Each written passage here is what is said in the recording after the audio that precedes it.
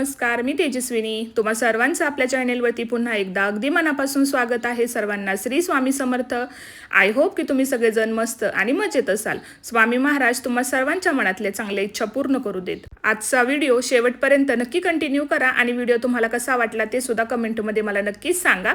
आणि जर व्हिडिओ तुम्हाला आवडला असेल तर व्हिडिओला लाईक आणि चॅनेलला सबस्क्राईब मात्र नक्की करा. तर चला तर मग आजच्या व्हिडिओला सुरुवात करूयात. तर सुंदर दिवसाची सुंदर अशी सुरुवात झालेली आहे आणि एक गृहिणी म्हटलं की मुलं स्कूलला गेली की त्यानंतर ना आपलं जे रुटीन आहे ते आपल्याला फॉलो करावं लागतं. आता कितीही कंटाळा आला, कितीही रोजची कामं नकोशी वाटली तरी सुद्धा कामं मात्र काही आपल्याला चुकलेली नाहीयेत. कामं मात्र आपल्याला आपली आवरूनच घ्यावी लागतात. सकाळचं रुटीन जे आहे ते आपलं प्रत्येकीचं असंच असतं.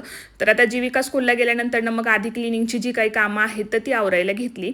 आता थोडीशी बेडरूमची म्हटलं क्लिनिंग वगैरे करून घेऊयात, कारण की आता एकदा हॉलच्या क्लिनिंगला लागले की मग बराच वेळ जातो. म्हणून म्हटलं चला आधी इथली साफसफाई जेवढी काही राहिलेली आहे तर म्हटलं ती आधी आवरून घेऊयात. आता सकाळी उठल्यानंतर लगेचच स्वयंपाक वगैरे आवरून घेतला की मग कसं सगळं क्लिनिंगला सुरुवात केली की मग पटकन कामे आपली आवरली जातात. आता बेडशीट वगैरे मग आधी सेट वगैरे करून घेतली, जेणेकरून म्हटलं एकदा सगळं व्यवस्थित असं आवरून घेतलं ना की मग ते दिसताना सुद्धा छान दिसतं आणि आपल्याला सुद्धा जे आहे ते प्रसन्न वाटतं. आणि आज सकाळपासूनच ना आमच्या इकडे पावसाचं वातावरण होतं. म्हणजे बाहेर इतकं जास्त आभाळ आलेलं होतं ना की असं वाटत होतं की खूप जोराचा पाऊस जो आहे तो येईल. पाऊस एवढा जोराचा तर काही आलेला नव्हता, पण पहिल्यांदा थोडासा नॉर्मली पाऊस जो आहे तो सुरू झाला आणि त्यानंतर मग अर्धा ते 1 तास कंटिन्यू पाऊस पडत होता. पण वातावरण मात्र खूप जास्त खराब होतं. म्हणजे सकाळपासूनच आभाळ आलेलं होतं, त्यामुळे ना असं सगळीकडे असं अंधार अंधार पडल्यासारखंच वाटत होतं. आता पाऊस म्हटलं की घरामध्ये ना आपल्याला सगळीकडे असे ओलावा जो आहे तो आल्यासारखा वाटतो. आणि पावसाचं वातावरण म्हटलं की काम करायचं अजिबात आपला मूड होत नाही. असं वाटतं की जे आहे ते आपण आरामच करत राहावं, कारण की पावसाचं वातावरण असं असतं की वातावरणामध्ये सुद्धा खूप गारवा असतो, त्यामुळे ना अजिबात काम करण्याची इच्छा नसते. पण काम केल्याशिवाय तर काही पर्याय नाहीये. तर आता म्हटलं चला इथलं जेवढं आहे म्हटलं ते क्लिनिंग करून घेऊयात. आता कसं पावसाचं वातावरण असलं की घरामध्ये सुद्धा खूप जास्त चिकचिक झाल्यासारखं वाटतं, त्यामुळे मग पहिल्यांदा म्हटलं सगळं डस्टिंग वगैरे जेवढं काही आहे ना ते आधी आवरून घेऊयात, जेणेकरून घरामध्ये सुद्धा छान फ्रेश असं वातावरण असतं. आता बाहेर जरी पाऊस असला तरी सुद्धा मग सकाळी आधी सगळ्या खिडक्या वगैरे ओपन करून ठेवते, जेणेकरून थोडीशी खेळती हवा जी आहे ती घरामध्ये राहील. आणि कसं होतं कंटिन्यू फॅन सुद्धा मी चालू ठेवते, कारण की कसं पावसाळ्यामध्ये ना फरशीवरती सुद्धा ना आपल्याला खूप जास्त असा चिकटपणा जाणवतो. मग थोडीशी घरामध्ये खेळती हवा राहिली तर मग तो जो ओलावा असतो ना तो सुद्धा निघून जातो. आणि घरामध्ये ना असा थोडासा कुबट वास वगैरे सुद्धा पावसामुळे यायला लागतो, कारण की ऊन अजिबातच नसतं, त्यामुळे ना असं वेगळ्याच प्रकारचा स्मेल घरामध्ये यायला लागतो. त्यामुळे मग सकाळच्या खिडक्या वगैरे सगळ्या आधी ओपन करून ठेवते, जेणेकरून थोडीशी जरी हवा खेळती राहिली ना घरामध्ये तरी सुद्धा वातावरणामध्ये किंवा घरामध्ये छान अशी फ्रेश जी आहे ती हवा घरामध्ये येईल. आता म्हटलं घरं वगैरे झाडून घेऊयात आणि मग आता म्हटलं सगळी कामं आवरलेली आहेत. आता डस्टिंग वगैरे सगळं आधी करून घेते. पावसामुळे इतकं काही जास्त घरामध्ये धूळ नसते, पण तरी सुद्धा म्हटलं चला आता वेळ आहे तर डस्टिंग वगैरे करून घेऊयात, म्हणून सगळं व्यवस्थित असं झाडून वगैरे घेतलं. आता पावसाळ्यामध्ये कसं होतं बघा, घरामध्ये दरवाजामध्ये ना आपल्या पायपुसण्या वगैरे ज्या आहेत त्या आपल्याला ठेवाव्याच लागतात, कारण की कसं होतं बाहेर पावसाचं वातावरण असतं, चिखल वगैरे असतो, त्यामुळे घराच्या आतमध्ये एक पायपुसणी असायला हवी आणि दुसरी म्हणजे घराच्या बाहेर, जेणेकरून जरी काही चिखल वगैरे असेल किंवा ओलावा जरी असेल ना तरी सुद्धा 2 पायपुसण्या घरामध्ये असल्या की ते बरं पडतं. एक म्हणजे दरवाजाच्या बाहेर आणि दुसरी म्हणजे दरवाजाच्या आतमध्ये, जेणेकरून जरी चिखलाचे काही डाग वगैरे चपलांना वगैरे राहिले किंवा पायांना वगैरे राहिले तरी सुद्धा ते घरामध्ये येणार नाहीत आणि आपलं क्लिनिंगचं थोडंसं काम सुद्धा वाचेल. आता हा मनी प्लांट ना मला इतका जास्त आवडतो ना की आता त्याची ग्रोथ सुद्धा व्हायला लागलेली आहे आणि ते पाहून ना मला खूप जास्त छान वाटतंय. आता म्हटलं बघूयात जर अजून हा थोडासा मोठा वगैरे झाला तर मग म्हटलं याला मोठ्या कुंडीमध्ये आपल्याला शिफ्ट करता येईल. पण याची काळजी मात्र ना मी खूप जास्त चांगल्या पद्धतीने घेते आणि याला पाहिलं ना की सकाळची सुरुवात खूप जास्त छान आणि फ्रेश होते. त्यानंतर ना बाहेरचं सुद्धा सगळं क्लिनिंग वगैरे करून घ्यायचं होतं, की पाऊस वगैरे म्हटला की घरामध्ये माशा चिलटं वगैरे होतच राहतात आणि सगळे चिखलाचे पाय ना बाहेरून असेच इथे येतात आतमध्ये, त्यामुळे ना हे रोजच्या रोज क्लिनिंग करून घ्यावं लागतं. आता तुम्ही बघू शकता बाहेर पावसाचं तर वातावरण आहे, पण पावसाचा जोर इतका जास्त काही असा नव्हता. आता असा हळूहळू पाऊस आला ना की मग काय होतं ना की खूप जास्त चिकचिक होते. एकदम जोराचा पाऊस येऊन गेला ना तर काहीच वाटत नाही, पण एकदमच बारीक पाऊस जर राहिला ना तर सतत सगळीकडे चिकचिक होऊन जाते. म्हणून बाहेरचं सुद्धा मी मी सगळं रोजच्या रोज आम्ही क्लीन वगैरे करून ठेवत असतो, कारण की मग माशा वगैरे खूप जास्त होतात. आणि मग अंगण वगैरे जे आहे ते फिनाईल वगैरे टाकून मी सगळं बाहेरचं असं व्यवस्थित धुवून वगैरे घेते, जेणेकरून जास्त माशा वगैरे राहणार नाहीत. आणि माशा वगैरे राहिल्या ना की मग त्या घरामध्ये सुद्धा येतात. बाहेरच्या माशाचा दरवाजा थोडासा जरी उघडा राहिला ना तरी सुद्धा त्या लगेच घरामध्ये येतात. त्यामुळे मग म्हटलं आधी बाहेरचं सगळं जे आहे ते आवरून घेऊयात. फिनेल वगैरे टाकून सगळं व्यवस्थित असं पुसून घेतलं. आणि मग आता म्हटलं चला किचन ओटा वगैरे जो आहे तो सुद्धा म्हटलं क्लीन करून घेऊयात. तर सगळ्यात आधी येत ना सिंकमध्ये जेवढी काही भांडी वगैरे होती ना ती आधी धुवून घेतली, कारण की पाऊस म्हटलं की लाईट जाते आणि लाईट गेली की कधी पाणी संपेल काही सांगता येत नाही. त्यामुळे म्हटलं आपली किचनची जेवढी काही कामं असतात ना म्हटलं ती आधी आवरून घेऊयात, कारण की एकदा जर काही कामं राहिली ना तर राहून जातात. आता मग सगळी भांडी वगैरे म्हटलं आधी क्लीन करून घेऊयात आणि मग म्हटलं ओटा वगैरे सुद्धा स्वच्छ धुवून वगैरे घेता येईल. आता किचनमध्ये सुद्धा सगळा ओटा वगैरे जर आपण व्यवस्थित असा क्लीन करून घेतला ना तर किचनमध्ये सुद्धा माशा किंवा चिलटं वगैरे राहत नाहीत. आणि तेलकटपणा किचनमध्ये तर आपल्या असतोच, कारण की स्वयंपाक वगैरे बनवायचा म्हटलं की या सगळ्या गोष्टी आल्याच. मग त्यामुळे ना ओटा वगैरे किंवा सिंक वगैरे स्वच्छ धुवून वगैरे ठेवलं ना पावसाच्या वातावरणामध्ये तर जास्त ओलावा वगैरे राहत नाही. आता बाहेर पावसाचं वातावरण होतं त्यामुळे सकाळी मी येत ना लवकर कपडे जे आहे ते मशीनमध्ये लावते, कारण की सगळ्यांची अंघोळ वगैरे उरकली ना की पहिल्यांदा मी मशीन लावून घेत असते, कारण की पावसाचं वातावरण असलं की कपडे काही पटकन आपली सुकत नाहीत. त्यामुळे सकाळी लवकर कपडे वगैरे धुवून ठेवली तर मग संध्याकाळी आपल्याला फॅन खाली ती व्यवस्थित अशी सुकवता येतात, जेणेकरून त्यामध्ये कुबटवास वगैरे राहणार नाही. म्हणून सकाळी उठल्यानंतर सगळ्यांची अंघोळ झाली की पहिल्यांदा मी मशीन लावून घेते, म्हणजे जोपर्यंत माझी स्वयंपाकाची कामं आवरतायत तोपर्यंत इकडे मशीन सुद्धा माझी होऊन जाते. आणि मग कपड्यांमध्ये सुद्धा असा ओलावा राहिला की ते जर आपण लगेचच कपाटामध्ये ठेवले तर त्याला सुद्धा वेगळा असा कुबट प्रकारचा वास येतो. आता कपाटामधून जर असा पावसाच्या वातावरणामध्ये वास वगैरे येत असेल ना तर आपण त्यामध्ये कापूर वगैरे सुद्धा ठेवू शकतो, जेणेकरून त्याचा जो स्मेल आहे कपड्यांचा कुबट वासाचा तर तो कपाटामध्ये राहत नाही. आपण कापराची वडी किंवा मग एखाद्या नॅपकिनमध्ये कापराचं गुंडाळून त्याला सुद्धा ते कपाटामध्ये ठेवू शकतो, जेणेकरून कपाटामधून वेगळा स्मेल आपला येणार नाही.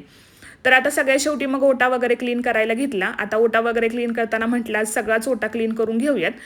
तेलकटाचे वगैरे डाग राहतात तर ते काही लगेच निघत नाहीत. आता या ओट्यावरती ब्लॅक कलरचा ओटा असल्यामुळे जास्त काही दिसत नाही, पण क्लिनिंग वगैरे करायला घेतलं ना की मग मात्र आपल्याला जाणवतं की खूप जास्त चिकट झालेला आहे किंवा खूप जास्त खराब झालेला आहे. म्हणून म्हटलं आज चला पटकन हे सुद्धा काम जे आहे ते आवरून घेऊयात. म्हणून आता ओटा वगैरे छान असा स्वच्छ घासून वगैरे घेतला आणि पुसून वगैरे सुद्धा घेतला. आता असा ओटा आपला छान असा चमकला ना की मग छान वाटतं, आपण क्लिनिंग केलेले जे आहे त्याचं सुद्धा समाधान आपल्याला वाटतं. आणि 2 दिवसातून एकदा का होईना आपण अशी क्लिनिंग वगैरे करून घेतली तर मग ओटा सुद्धा आपला छान राहतो आणि किचनमध्ये जे आहे ते सुद्धा आपल्याला काम करायला फ्रेश वाटतं.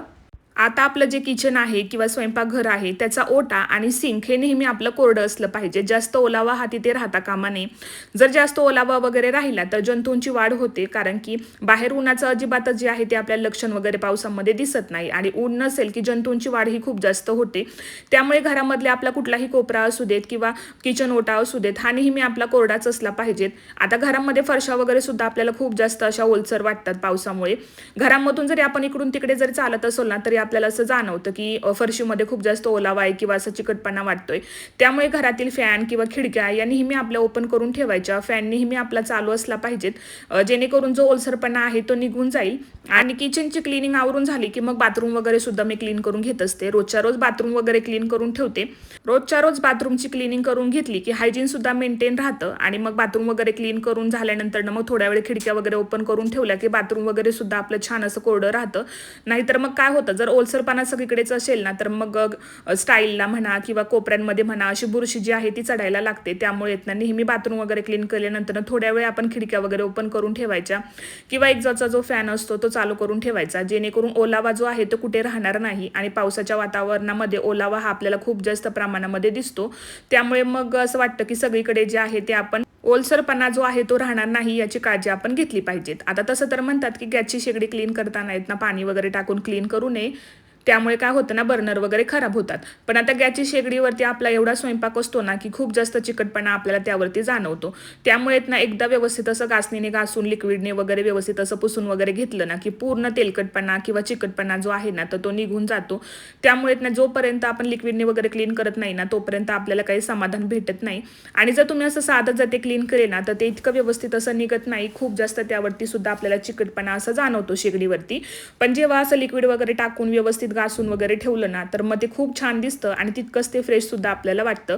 आता मग सिंकचा जो एरिया आहे तो सुद्धा क्लीन करायला घेतला. नळ वगैरे सुद्धा व्यवस्थित असे घासून घेतले. आता बाहेर तर पावसाचं वातावरण आहे तसंच होतं. पाऊस येणं जाणं हे मात्र दिवसभर आमच्याकडे सुरूच होतं, पण दुपारी मात्र खूप जास्त जोराचा पाऊस आलेला होता.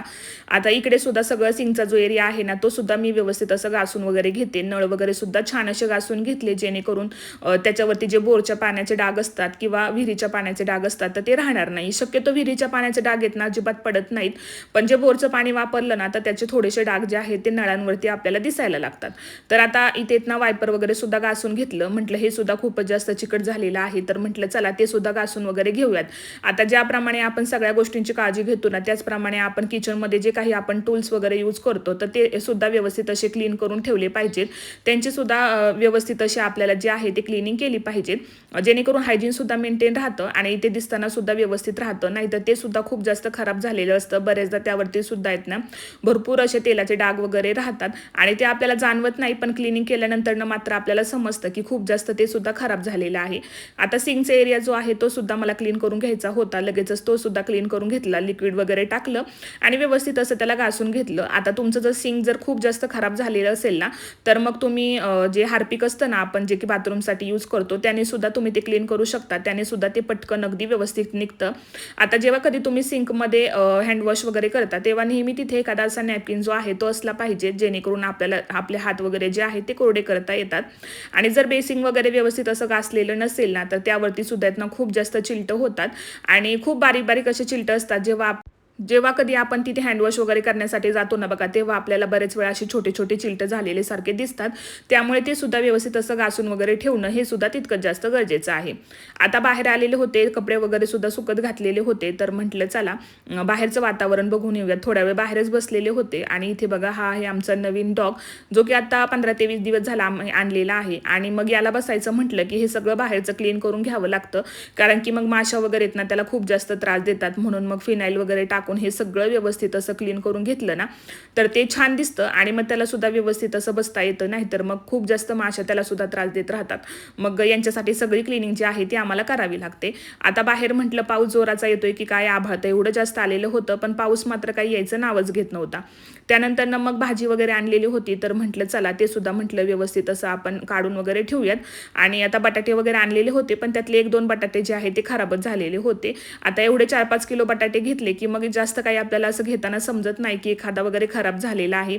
आणि पावसाचे दिवस म्हटलं की भाज्या वगैरे खूप जास्त खराब होतात, त्यामुळे आणल्यानंतर ते आधी स्वच्छ वगैरे धुवून ठेवायचं, जेणेकरून मग त्यातली जी माती वगैरे लागलेली असेल ना ती सुद्धा निघून जाते आणि भाजीपाला सुद्धा छान असा फ्रेश राहतो.